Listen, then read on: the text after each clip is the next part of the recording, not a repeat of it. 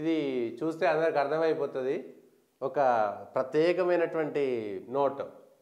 శ్రీత గౌరవనీయులైనటువంటి chairman గారికి తెలంగాణ శాసనమండలి విషయము ప్రత్యేక ప్రస్తావన ఉద్యోగ నియామకాలలో తెలంగాణ యువతకు జరుగుతున్నటువంటి అన్యాయాల గురించి. నేను కల్వకుంట్ల కవిత శాసనమండలి సభ్యులు తెలియజేయనిదేమనగా తెలంగాణ యువతకు ఉద్యోగ నియామకాలలో నిరుద్యోగులకు జరుగుతున్న అన్యాయాలపై శాసనమండలి నందు ప్రత్యేక ప్రస్తావనకు అవకాశం ఇవ్వవలసినగా కోరనైనది. భవదీయ కల్వకుంట్ల కవిత, ఎమ్మెల్సీ, స్థానిక సంస్థలు, నిజామాబాద్.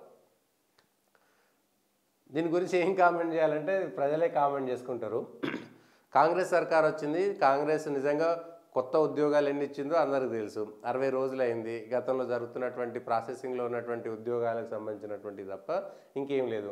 కొత్తగా ఇప్పుడున్నటువంటి తెలంగాణ యువతకు ఉద్యోగ నియామకాలలో నిరుద్యోగులకు జరుగుతున్న అన్యాయాలపై శాసనమండలి నందు ప్రత్యేక ప్రస్తావన. నిరుద్యోగ యువత అనేటోళ్ళు ఓడగొట్టి ఇంట్లో కూర్చోబెట్టారు. 2019లో ముఖ్యమంత్రి బిడ్డగా ఉండి, సిట్టింగ్ ఎంపీగా ఉండి, బీజేపీ నాయకుడు అరవింద్ ధర్మపురి చేతిలో చిత్తుగా ఓడిపోయి ప్రజలందరి చేత వ్యతిరేకత సృష్టించుకున్నటువంటి వ్యక్తి దొడ్డిదారిన మళ్ళీ ఎమ్మెల్సీ అయిపోయింది. వాళ్ళ సర్కారు, వాళ్ళ కుటుంబం, వాళ్ళ నాయన కాబట్టి ఎమ్మడే ఎంపీ ఓడిపోతే మళ్ళీ నిజామాబాద్ ప్రజలతోటి ఎంపీ గెలిచారు. ఎంపీ గెలిచిన తర్వాత అరే ఓడిపోయిన తర్వాత లేదు నేను అదే నిజామాబాద్ ప్రజలకు సేవ చేస్తాను, నేను ఏం పదవి తీసుకోను అంటే ఒక్క సెకండ్ కూడా పదవి లేకుండా ఉండలేనటువంటి మీరు నిరుద్యోగులకు 3,000 రూపాయల నిరుద్యోగ భృతి ఇస్తా అన్నటువంటి మీరు వచ్చినటువంటి కాంగ్రెస్ను ప్రశ్నించాల్సిందే, తప్పు ఉంటే చెప్పాల్సిందేలే. కానీ ఈ ఎమ్మెల్సీగా ఎన్నిసార్లు ఎన్నికయ్యారు మీరు? ఎన్ని సంవత్సరాలు అవుతుంది ఎమ్మెల్సీగా ఎన్నికయ్యి? ఎప్పుడు ప్రశ్నించారు? గత ప్రభుత్వంలో జరిగినటువంటి నిరుద్యోగ భృతి ఇయ్యలేదని ఎందుకు అడగలేదు?